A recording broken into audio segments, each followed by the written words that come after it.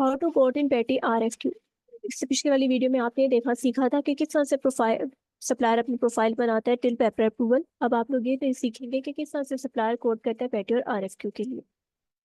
इस वीडियो को बनाने का ऑब्जेक्टिव ये है कि सप्लायर्स को क्लियर गाइडेंस दी जाए कि वो किस तरह से कोटेशन प्रोसेस को में पार्टिसिपेट कर सकते हैं पेटी और RFQ के लिए। इस मॉड्यूल के प्री रेक्विजिट में सबसे पहले आपके पास आता है valid user name and password. आपका user name and password valid होना चाहिए। अगर आप invalid user name and password डालें एंटर करेंगे तो सिस्टम आपको रिस्ट्रिक्ट कर देगा, आपको लॉगिन नहीं होने देगा। और जब तक आप लॉगिन नहीं करेंगे आप पेटी और RFQ के कोटेशन प्रोसेस में पार्टिसिपेट नहीं कर सकेंगे। दूसरा प्री रेक्विजिट जो हमारे पास है वो ये है कि आपको रिस्पेक्टिव पेपर से अप्रूव होना बहुत ज़रूरी है और आपको रेलिवेंट कैटेगरी में रजिस्टर होना बहुत ज़रूरी है जिसके लिए आप पेटी और RFQ में कोटेशन दे रहे हैं।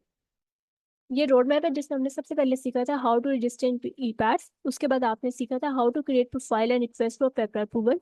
अब हम लोग इस स्टेप पे हैं कि हाउ टू कोड इन पेटी एंड RFQ। अब हम अपने सिस्टम स्टार्ट करेंगे।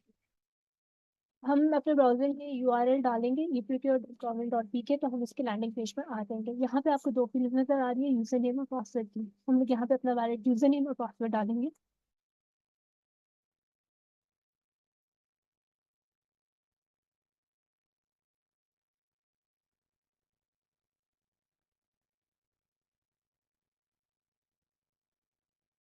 वैलिड यूजर नेम और पासवर्ड डालने के बाद हम लॉगिन पे क्लिक करेंगे। यहाँ पे लॉगिन पे क्लिक करने के बाद वो मुझसे मेरा पूछ रहे हैं कि मैं किस पेपर के थ्रू अपने लॉगिन करना चाहती हूँ, क्योंकि यहाँ पे जो सप्लायर है वो दो पेपर से रजिस्टर्ड है। अगर आप लोग एक पेपर से रजिस्टर्ड होंगे तो वो आपसे पूछेगा नहीं, लेकिन क्योंकि मैं दो पेपर से रजिस्टर्ड हूँ यहाँ पे इसलिए वो मुझसे पूछ रहे हैं। तो मैं यहाँ पे फेडरल पेपर को सिलेक्ट करूँगी। उस पर सिलेक्ट करने के बाद मैं लॉगिन हो जाऊंगी और मैं इसके डैशबोर्ड पर आ जाऊंगी।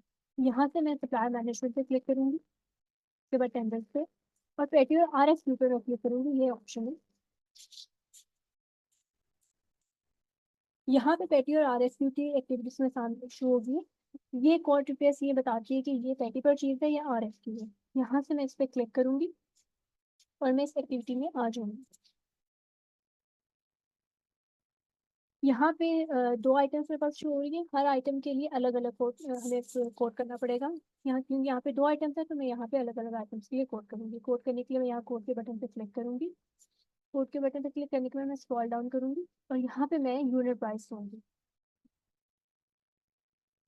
और यहाँ से मैं इस कैलेंडर के बटन पे क्लिक करके डिलीवरी डेट सेलेक्ट करूंगी। सप्लायर स्पेसिफिकेशन मैंडेटरी नहीं है, लेकिन अगर आपकी कोई स्पेसिफिकेशन है सप्लायर साइड से तो आप यहाँ लिख सकते हैं। और यहाँ पे अगर आपकी कोई अटैचमेंट आप अपलोड करना चाहते हैं आप वो यहाँ से अपलोड कर सकते हैं। ये चेकबॉक्स मैंडेटरी है, इसको आपने लास्ट में मार्क करना है। ये सब करने के बाद मैं सेव के बटन पे क्लिक करूंगी।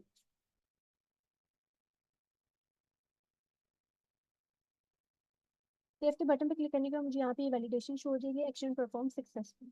मैं टेबल्स के अगेंस्ट अपनी कोटेशन दे चुकी हूँ। अब मैं नेक्स्ट अपनी चेयर के लिए कोटेशन देने लगी। सेम प्रोसीजर, मैं कोड पे क्लिक करूंगी, स्क्रॉल डाउन करूंगी, यहाँ पे अपनी यूनिट प्राइस दूंगी।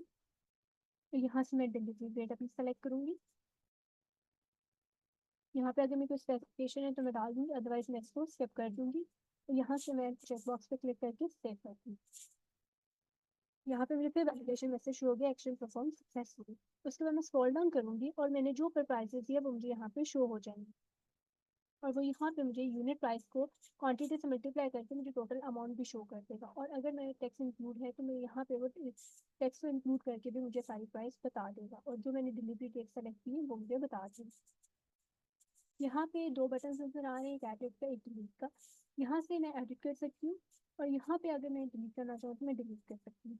स्क्रॉल डाउन करने के बाद जब तक मैं सबमिट के बटन पे क्लिक नहीं करूंगी मेरी कोटेशन सबमिट नहीं होगी। मैं जैसे सबमिट में बटन पे क्लिक करूंगी तो उनसे पूछेगा कि क्या मैं वाकई सबमिट करना चाहती हूँ। मैं यस पे क्लिक करूंगी और ये कोटेशन भी सबमिट हो जाएगी। आप देख सकते हैं जैसे मैंने यस किया तो ये सबमिट का बटन डिसेबल हो गया। इसका मतलब है कि मेरी कोटेशन सक्सेसफुली। पेटी और RFQ करने का प्रोसीजर बिल्कुल सेम है। जैसे मैंने अभी आपके सामने एक पेटी परचेज को आपको कोड करके दिखाया, RFQ के लिए भी आप बिल्कुल ऐसे कोड करेंगे। सिर्फ और सिर्फ डिफरेंस ये है कि पेटी और RFQ में अमाउंट का डिफरेंस होता है।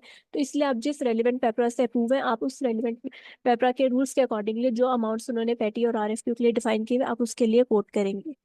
ये ऑर्डर को जनरेट करने के लिए आप लैंडिंग पेज पे आएंगे ई-पैड्स के जो, और आप अपने ब्राउजर में URL टाइप करेंगे e-procurement.government.pk। और आपके पास एक लैंडिंग पेज ओपन हो जाएगा। इसमें आप अपना valid user name and password enter करेंगे।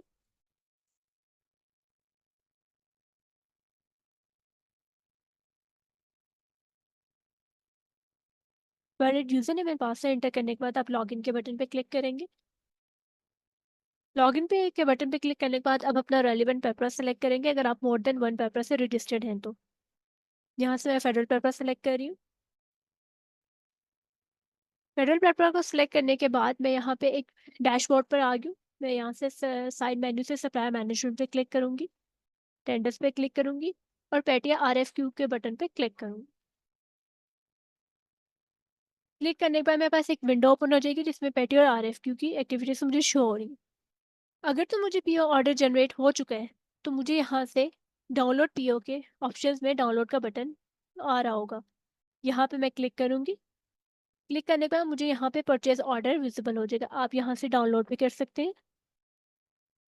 ये तरीका था आप किस तरह से पी ऑर्डर को जनरेट कर सकते हैं। होपफुली इस वीडियो को देखने के बाद आप लोगों को क्लियर अंडरस्टैंडिंग हो गई होगी कि आप किस तरह से कोड कर सकते हैं पेटी और RFQ के लिए, और आप किस तरह से पेटी और RFQ को कोड करने के बाद अगर आपको पीओ ऑर्डर मिल चुका है तो आप उसको किस तरह से डाउनलोड कर सकते हैं।